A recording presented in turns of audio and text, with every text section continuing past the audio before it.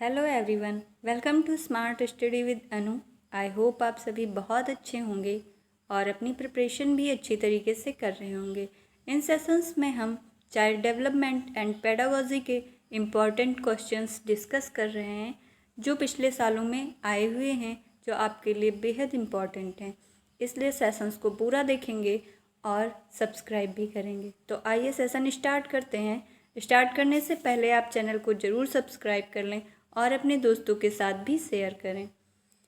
Question first है, निम्नलिखित में से कौन सा बच्चों के संवेगात्मक विकास के लिए सर्वाधिक उपयुक्त है? ऑप्शन ए है कक्षा का प्रजातांत्रिक परिवेश। ऑप्शन बी है अध्यापकों की कोई भी सहभागिता नहीं क्योंकि यह माता पिता का कार्य है। ऑप्शन सी है कक्षा का नियंत्रित परिवेश। ऑप्शन डी है कक्षा का अधिकारवादी परिवेश। इसमें करेक्ट ऑप्शन ए है कक्षा का प्रजातांत्रिक माहौल। अगर आप कक्ष का प्रजातांत्रिक परिवेश रखते हैं और बच्चों के बात को और उनके विचारों को अभिव्यक्त करने की स्वतंत्रता देते हैं तो यह संवेगात्मक विकास के लिए बहुत ही ज़्यादा अच्छा रहेगा। इसका एक्सप्लेनेशन देखते हैं। बच्चों के संवेगात्मक विकास के लिए कक्षा का प्रजातांत्रिक परिवेश आवश्यक है, जिससे बच्चा विद्यालय में बच्चों के साथ समय गुजारने एवं बच्चों के अभिजात समूह, उसके दोस्त या खेल कूद के साथी होते हैं। यह परिवेश बच्चों को नकारात्मक भाव के सापेक्ष सकारात्मक भाव की महत्ता भी बताता है। नेक्स्ट क्वेश्चन देखेंगे, निम्नलिखित में से कौन सा उपर्युक्त रचनात्मक आकलन कार्य नहीं है? हालांकि इस बार आपका एग्ज़ाम OMR बेस्ड होगा तो आप क्वेश्चंस अटेम्प्ट करते हुए नहीं को बहुत अच्छी तरीके से गोल कर लेंगे, क्योंकि नहीं अक्सर क्वेश्चन गलत करवा देता है क्योंकि हम नहीं देखते हैं और क्वेश्चन हमारा गलत हो जाता है। इसका ऑप्शन ए है खुले अंत वाले प्रश्न। ऑप्शन बी है परियोजना। ऑप्शन सी है अवलोकन। ऑप्शन डी है विद्यार्थियों का योग्यता क्रम निर्धारित करना। इसमें नहीं देखना है, इसलिए हमारा ऑप्शन डी होगा, क्योंकि रचनात्मक आकलन के लिए खुले अंत वाले प्रश्न भी सही हैं, परियोजना भी और अवलोकन भी, लेकिन विद्यार्थियों का योग्यता क्रम निर्धारित करना ये मूल्यांकन के अंतर्गत आता है, इसीलिए करेक्ट ऑप्शन डी हो जाएगा। रचनात्मक आकलन के अंतर्गत छात्रों को खुले अंत वाले प्रश्न, परियोजना, किसी विषय वस्तु का अवलोकन करना आदि आता है, जबकि विद्यार्थियों का योग्यता का निर्धारित करना मूल्यांकन कार्य होता है। नेक्स्ट क्वेश्चन देखेंगे, एक प्रभावशाली अध्यापिका होने के लिए यह महत्वपूर्ण है। एक प्रभावशाली अध्यापक या अध्यापिका होने के लिए क्या महत्वपूर्ण है? आइए ऑप्शंस देखते हैं। पुस्तक से उत्तरों को दिखाने पर बल देना, समूह गतिविधि के बजाय वैयक्तिक अधिगम पर बल देना, विद्यार्थियों के द्वारा प्रश्न पूछने के कारण उत्पन्न व्यवधान की अनदेखी करना, प्रत्येक बच्चे के संपर्क में रहना। तो इसमें से कौन सा ऑप्शन करेक्ट होगा? इसमें ऑप्शन डी करेक्ट है, प्रत्येक बच्चे के संपर्क में रहना। अगर आप एक प्रभावशाली अध्यापिका बनना चाहते हैं या अध्यापक बनना चाहते हैं तो आपको प्रत्येक बच्चे के संपर्क में रहना होगा, प्रत्येक बच्चे के बारे में जानना होगा कि किस बच्चे को कौन सी प्रॉब्लम है और आप किस तरीके से सॉल्व कर सकते हैं। एक प्रभावशाली अध्यापिका होने के लिए सबसे महत्वपूर्ण योग्यता होती है वह है प्रत्येक बच्चे के संपर्क में रहना तथा उनकी परेशानियों को जानना एवं उसे हल करना। यह तभी संभव है जब अध्यापिका प्रत्येक बच्चे के संपर्क में रहेगी। आइए नेक्स्ट क्वेश्चन देखते हैं। बच्चों के अधिगम को सुगम बनाने के लिए अध्यापकों को एक अच्छे कक्षाई परिवेश का सृजन करने की आवश्यकता होती है। इस प्रकार के अधिगम परिवेश का सृजन करने के लिए नीचे दिए गए कथनों में से कौन सा सही है? सही नहीं है। देखा, अभी हमसे भी गलती हो रही थी, इसीलिए आप नहीं को जरूर ध्यान रखेंगे। इसका ऑप्शन ए है बच्चों के प्रयासों को स्वीकृति, अध्यापकों के अनुसार कार्य करना, बच्चे को स्वीकार करना, अध्यापक का सकारात्मक रुख। अधिगम को सुगम बनाने के लिए अध्यापकों को एक अच्छे कक्षाई परिवेश बनाना है, उपलब्ध कराना है, तो इसमें से कौन सा ऑप्शन नहीं होना चाहिए? ऑप्शन ए, बच्चों के प्रयासों को स्वीकृति देनी चाहिए, बिल्कुल देनी चाहिए, इसलिए ये गलत हो जाएगा। अध्यापकों के अनुसार कार्य करना, ऑप्शन बी इसमें करेक्ट होगा। अगर आप अध्यापक के अनुसार कार्य करते हैं, अगर अध्यापक के आदेशों का ही सिर्फ पालन करते हैं, अध्यापक ही जो बताता है उससे ही बच्चे सिर्फ वही कार्य करते हैं, तो इससे बच्चे सुगमता से अधिगम नहीं कर पाएंगे। बच्चों के अधिगम को सुगम बनाने के लिए अध्यापकों को एक अच्छे कक्षाई परिवेश का सृजन करने की आवश्यकता होती है। इसके अंतर्गत बच्चों के द्वारा किए गए प्रयासों को स्वीकृति देना एवं उन्हें उस कार्य के लिए और ज़्यादा उत्साहित करना, मतलब बच्चे जो प्रयास कर रहे हैं उनको करने देना चाहिए और उन्हें और भी अधिक प्रयास करने के लिए उत्साहित करना चाहिए। अगर बच्चों से कोई त्रुटि हो रही है तो उन्हें आप और भी ज़्यादा उत्साहित करेंगे कि आप इसको एक बार और अच्छे से करिए, इससे आप अच्छे से कर लेंगे। ऐसा नहीं है कि आप उनके कार्यों को स्वीकृत नहीं देंगे, सिर्फ अपने ही आदेश दिए जा रहे हैं। आइए नेक्स्ट क्वेश्चन देखते हैं। उम्मीद है आपको क्वेश्चंस बहुत अच्छी तरीके से समझ में आ रहे होंगे। लड़के और लड़कियों के विषय में कुछ कथन नीचे दिए गए हैं, आपके अनुसार इनमें से कौन सा सही है? ऑप्शन ए, लड़कों को घर के बाहर के कामों में सहायता करनी चाहिए। ऑप्शन बी, लड़कों को घर के कामों में सहायता करनी चाहिए। ऑप्शन सी, सभी लड़कों को विज्ञान तथा लड़कियों को गृह विज्ञान पढ़ाया जाना चाहिए। ऑप्शन डी, लड़कियों को घर के कामों में सहायता करनी चाहिए। ऑप्शन ए, लड़कों को घर के बाहर के कामों में सहायता करनी चाहिए।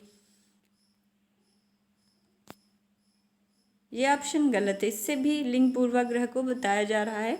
लड़कों को घर के कामों में सहायता करनी चाहिए, ये करेक्ट ऑप्शन है कि लड़कों को भी घर के कार्यों में सहायता करनी चाहिए। सभी लड़कों को विज्ञान और लड़कियों को गृह विज्ञान पढ़ाया जाना चाहिए। ऐसा क्यों है भाई? लड़के ही विज्ञान पढ़ सकते हैं या लड़कियां ही गृह विज्ञान पढ़ सकती हैं? ये ऑप्शन भी लिंग पूर्वाग्रह को दर्शा रहा है। लड़कियों को घर के कामों में सहायता करनी चाहिए, ये दोनों भी गलत हैं। हमारा करेक्ट ऑप्शन है बी, लड़कों को घर के कार्यों में सहायता करनी चाहिए। यही वाक्य मात्र निष्पक्ष है, बाकी तीनों वाक्य कहीं ना कहीं लिंग पक्षपात की तरफ इशारा करते हैं। नेक्स्ट क्वेश्चन है, एक बच्चे की कॉपी में लिखने की विपरीत छवियां, दर्पण, छवि आदि जैसे गलतियां मिलती हैं। इस प्रकार का बच्चा लक्षण प्रदर्शित कर रहा है। अगर किसी बच्चे के कॉपी में ये गलतियां आपको देखने को मिलती हैं तो उसमें क्या है या उसे किस चीज़ की प्रॉब्लम है? ऑप्शन ए है, अधिगम में असुविधा के कारण, अधिगम में अशक्तता, अधिगम में कठिनाई, अधिगम में समस्या। इसके लिए करेक्ट ऑप्शन है अधिगम में अशक्तता के। अधिगम मीन्स होता है सीखना और अशक्तता मीन्स होता है कमी। जिन बच्चों के द्वारा लिखने में विपरीत छवियाँ एवं दर्पण, छवि आदि गलतियाँ होती हैं वह अधिगम के अशक्तता के कारण होता है या मानसिक रोग है जिसमें व्यक्ति की संज्ञानात्मक शक्ति काफ़ी हद तक न्यून होती है। इसे मानसिक मंदन भी कहते हैं। क्या कहते हैं? इसे मानसिक मंदन भी कहते हैं। कभी कभी नए वर्ड्स आ जाते हैं तो आप कंफ्यूज नहीं होंगे। नेक्स्ट क्वेश्चन है, शिक्षार्थियों के ज्ञान अर्जन में सहायता करने के क्रम में अध्यापकों को किस पर ध्यान केंद्रित करना चाहिए?